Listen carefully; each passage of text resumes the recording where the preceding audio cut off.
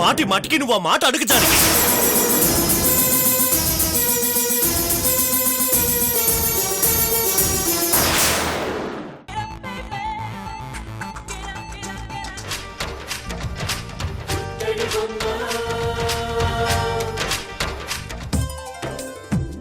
కోనేటి కలువలు కళ్ళు, గోదారి పాయలు జళ్ళు, చిన్నారి చెంపలు చూడు, ఎర్రాని మంకెన పూలు, ఎవరో తెలిసిందా ముద్దుల ఈ పుత్తడి బొమ్మ. ఓ చిట్టి పావడ కట్టి, పాదాలకు పట్టీలెట్టి, చుక్కల్లో జాబిలి వచ్చి మన ముందే ఉన్నట్టుంది. ఎవరో కాదమ్మా ముద్దుల ఈ పుత్తడి బొమ్మ, సీతమ్మంటి మా చక్కని జానకి లేవమ్మా.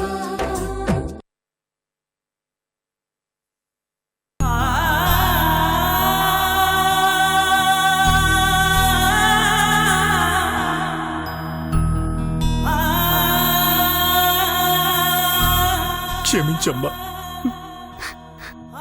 క్షమించు. ప్రేమ మంచిది కాదమ్మా, మంచిది కాదు. దాన్ని సంపాదించుకోవడానికి, దాన్ని నిలబెట్టుకోవడానికి మనిషి ఎన్ని తప్పులు చేయాల్సి వస్తుంది, ఎన్ని మోసాలు చేయాల్సి వస్తుందని అనుకోలేదు.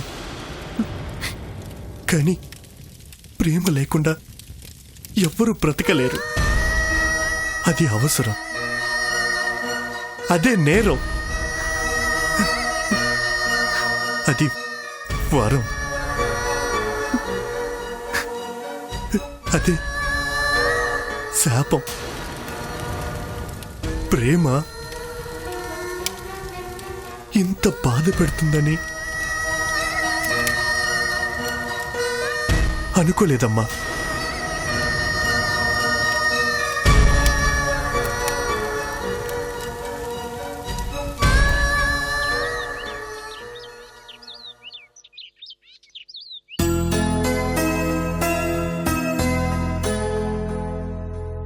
వైశాలి, యోగి ఎక్కడా? జాగింగ్కి వెళ్ళాడు, ఇంకా రాలేదు. కాఫీ తీసుకొస్తానుండు. వద్దులే, నువ్వు స్నానానికి వెళ్తున్నట్టున్నావుగా, వెళ్ళు, నేను తర్వాత తాగుతాను.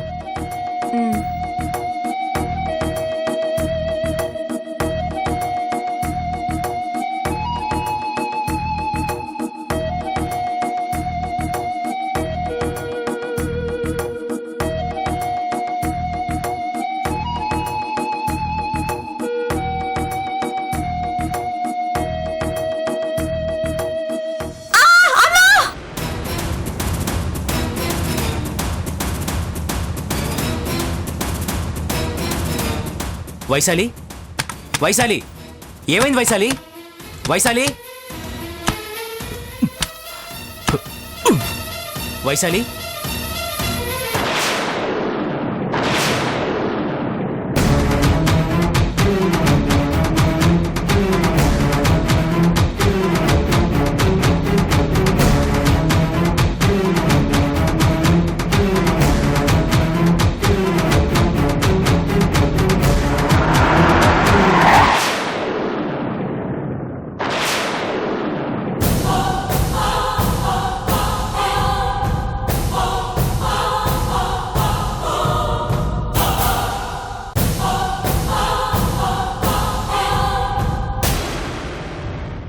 వైశాలి, వైశాలి, వైశాలి, వైశాలి, నీకేం కాదు వైశాలి.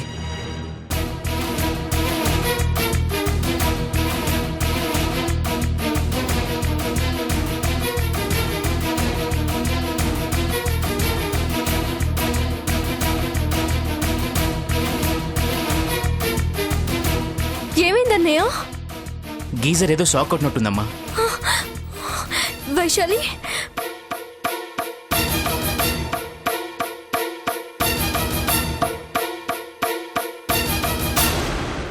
వైశాలి, వైశాలి.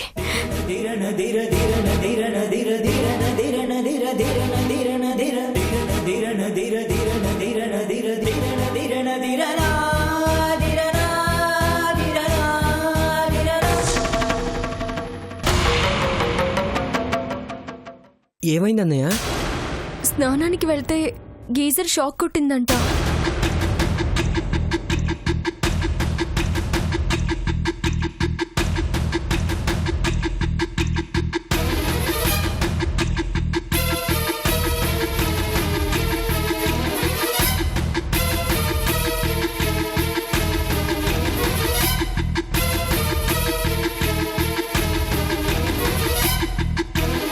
అన్నయ్య అది ఏం కాదులే యోగి, షాక్లో ఉంది కదా, 10 నిమిషాల్లో లేస్తుంది.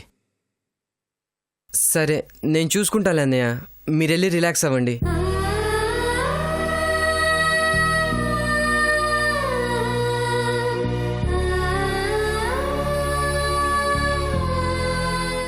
జానకి చిన్న షాక్, తనకేం కాదులే.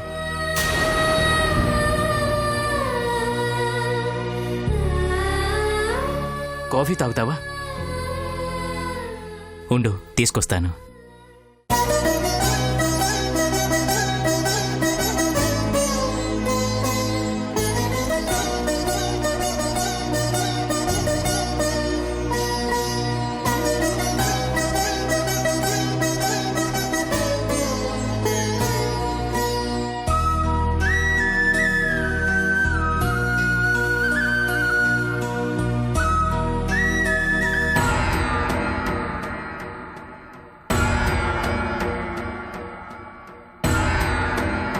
జానకి ఏంటమ్మా? నిజంగా మీరు చాలా గ్రేట్. జానకి అవును, నగ్నంగా ఉన్న వైశాలిని చూసినా చలించని మీరు, ఆ పరిస్థితిలో వైశాలిని పక్కన నిన్ను చూసినా ఏమాత్రం అనుమానించని యోగి, మీ ఇద్దరి మధ్య ఉన్న వైశాలి చాలా గ్రేట్. ఇందులో నేను చెల్లించాల్సింది, అతను అనుమానించాల్సింది ఏముందమ్మా? నా బిడ్డని నేను నగ్నంగా చూస్తే తప్పే ఉంది? బిడ్డ? అవునమ్మా. ఎప్పుడైతే వైశాలి యోగిలకి పెళ్ళయిందో, ఎప్పుడైతే వాళ్ళిద్దరూ భార్యాభర్తలయ్యారో, ఎప్పుడైతే వాళ్ళిద్దరూ ఒక్కటయ్యారో, ఆ క్షణం నుంచి వైశాలి నా బిడ్డ, నా బాధ్యత. నాకే కాదమ్మా, ప్రపంచంలో ఏ మగాడికైనా తనకి సొంతం కాని, తనది కాని ఆడది తల్లి బిడ్డతో సమానం.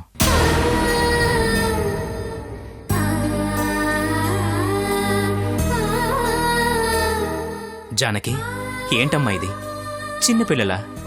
లేదన్నయ్య, ప్రేమంటే ఏదో చూసుకున్నాం, కలుసుకున్నాం, మాట్లాడుకున్నాం, అవసరాలు తీర్చుకున్నాం అనుకుంటున్న ఈ రోజుల్లో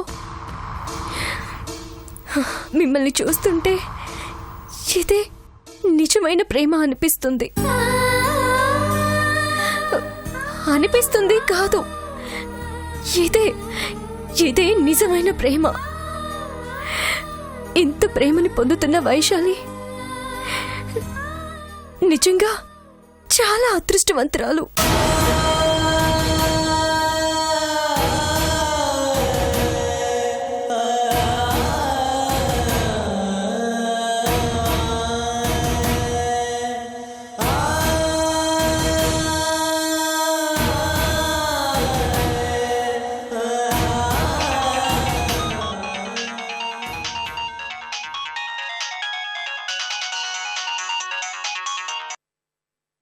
చెప్పు మహేష్. పట్టాభి, టైం అయింది. జానకిని తీసుకొని బయలుదేరు. ఇప్పుడా? మహేష్, ఇక నీకు జానకి పరిస్థితి అర్థం కావటం లేదు. పారాయణం అయిపోయింది, తనకి చివరి రోజుని అందరికీ భోజనాలు కూడా ఏర్పాటు చేస్తోంది. అందుకే చెప్తున్నాను, టైం లేదు. జానకిని తీసుకొని నువ్వు ఇక్కడికి వచ్చాయి. అది కాదు మహేష్, తనకేమని చెప్పాలి, ఎలా చెప్పాలి? నేను పిలిస్తే తను వస్తుందా అని.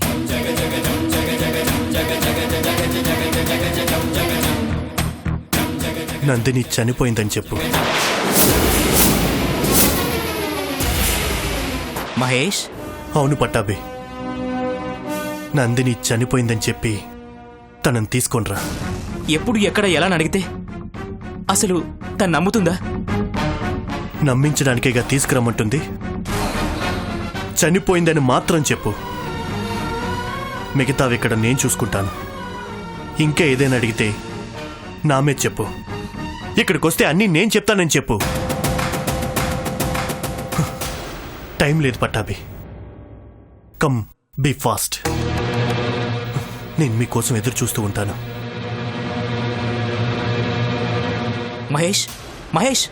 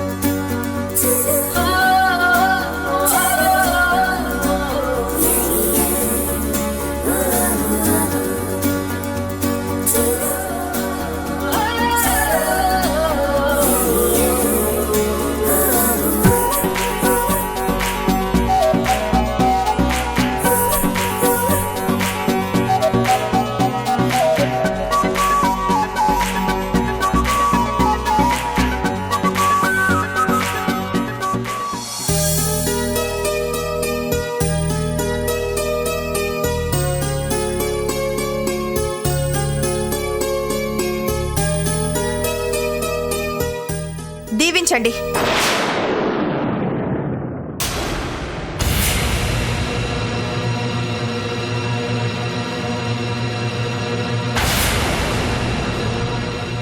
దీవించండి.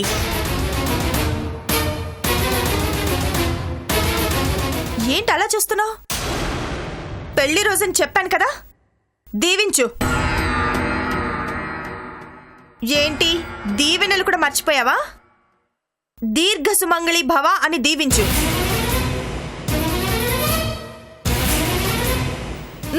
దీవించు. నందిని, నందిని. ఏంటి నందిని? నందిని కాదు, దీర్ఘ సుమంగళి భవ అని దీవించాలి. పెళ్లి రోజు అత్త కోడల్ని.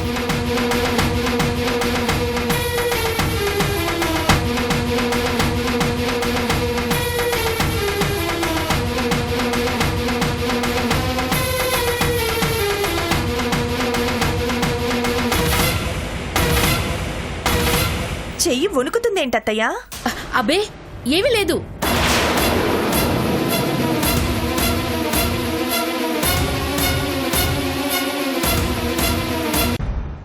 అంత ఏడుపుగా ఉందా నీకు?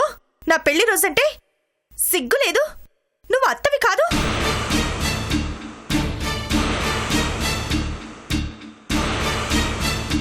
ఈ ఒక్కరోజు గొడవ పెట్టుకోకూడదు అనుకున్నాను. పొద్దున్నే గొడవ మొదలైంది. అదేమిటి నందిని, నేనేమన్నా అన్నానా? నువ్వేగా మాట్లాడుతున్నావు. కనీసం నేను నోరు తెరిచానా? నువ్వు నోరు తెరవడం లేదనే నా బాధ.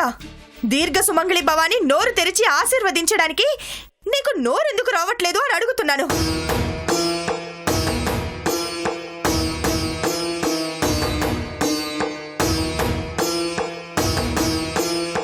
నేనేం పక్కింటి వాళ్ళని దీవించమనట్లేదు.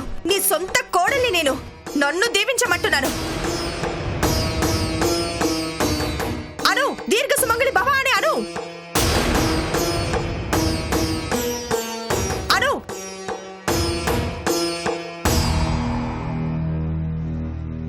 దీర్ఘాయుష్మాన్ భవ.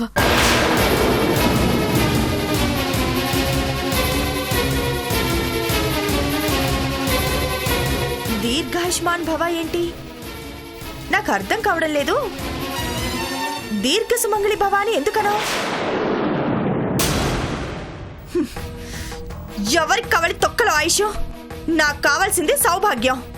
నాకే కాదు, ఏ ఆడదానికైనా దీర్ఘాయుష్మాన్ భవ అనే ఆశీస్సు కంటే దీర్ఘ సుమంగళి భవ అనే దీవెనే గొప్పది. అందుకే పెళ్లిళ్ళు గట్రా చేసుకునేది.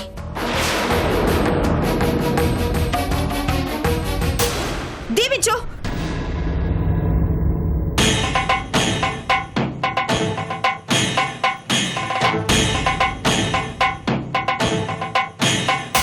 అత్తయ్య,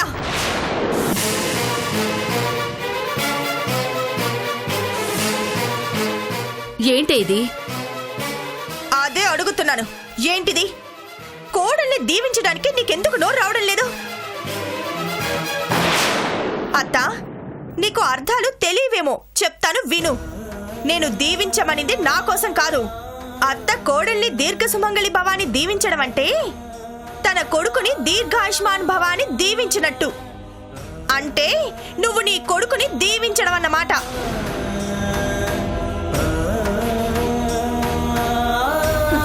పర్లేదులే, దీర్ఘ సుమంగళి భవ అని నా తాళిని దీవించు, అర్ధాయుష్మాన్ భవ అని నన్ను దీవించు. పడతాను, దీవించు. అంత మాట అనకమ్మా. నువ్వు కలకాలం బావుండాలి, పిల్లా పాపలతో ఇంటి పేరు నిలబెట్టాలి, నా ఆయుష్ కూడా పోసుకుని ఆయురారోగ్యాలతో నిండు నూరేళ్లు బ్రతకాలి. కోడల్ని అర్ధాయుష్మాన్ భవాని దీవించేంత దుర్మార్గురాల్ని కాదమ్మా నేను. నేను ఆడదాన్ని, నాకు మనసుంది. నీకంటే ముందు ఆడపుట్టుక పుట్టాను.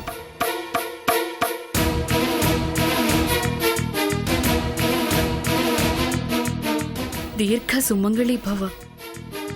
అదేంటి ఏదో బిచ్చం వేసినట్టుగా? మనస్ఫూర్తిగా చెప్పు. మనస్ఫూర్తిగానే చెప్తున్నా. దీర్ఘ సుమంగళి భవ.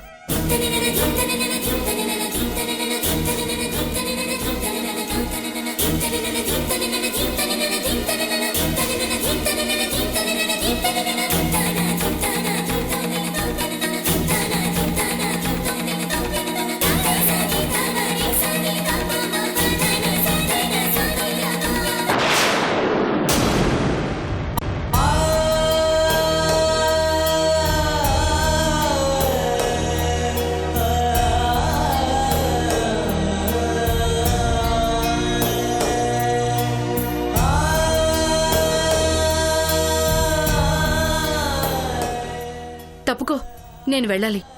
ఎక్కడికి? చుట్టాలొచ్చే టైం అయింది, భోజనాలు పెట్టాలి. గుడికి వెళ్ళాలి, ఈ లోపు వచ్చేస్తానులే. గుడికా? ఇప్పుడేగా నిద్ర లేచింది, కాస్త స్నానం చేసి వెళ్ళు. నందిని, మనసంతా బురద పెట్టుకుని శరీరం మాత్రం శుభ్రం చేసుకుని దేవుడు ముందు నిలబడితే ఆయన ఒప్పుకుంటాడా?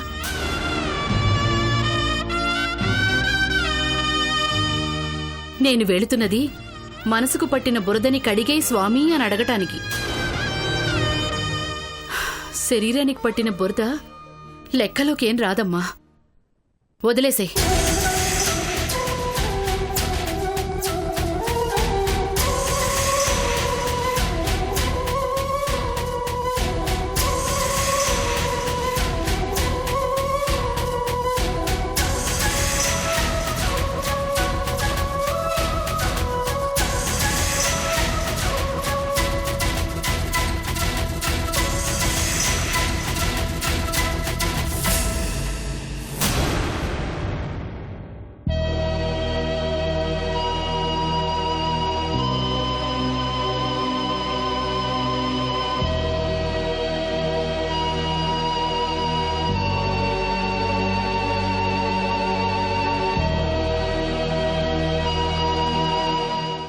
ప్రవళిక, ఎక్కడికి వెళ్తున్నావు? గుడికి. గుడికా? ఎందుకు?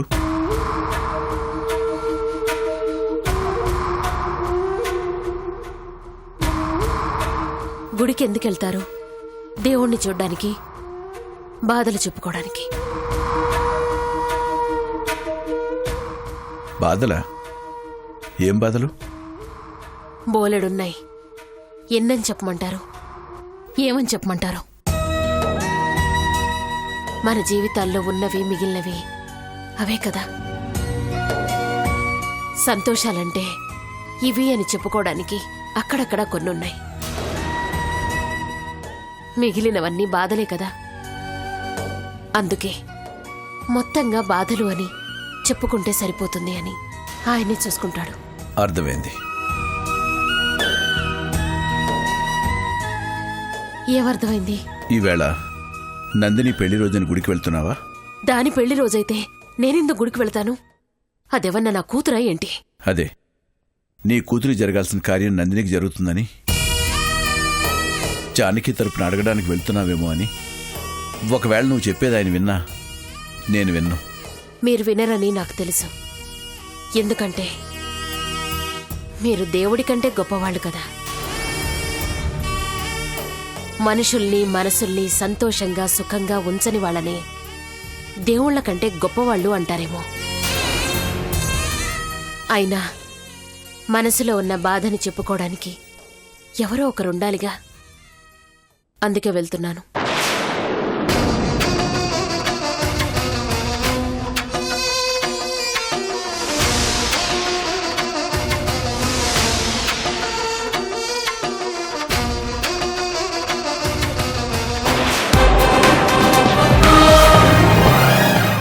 కొన్ని గంటల్లో చావబోయేదాన్ని చేస్తాను అనకుండా ఇంకేమనాలి? ఇక్కడ నువ్వు కొన్ని గంటల్లో చావబోతున్నావు, కానీ ఆల్రెడీ అక్కడ ఓ మనిషి చనిపోయింది. దీం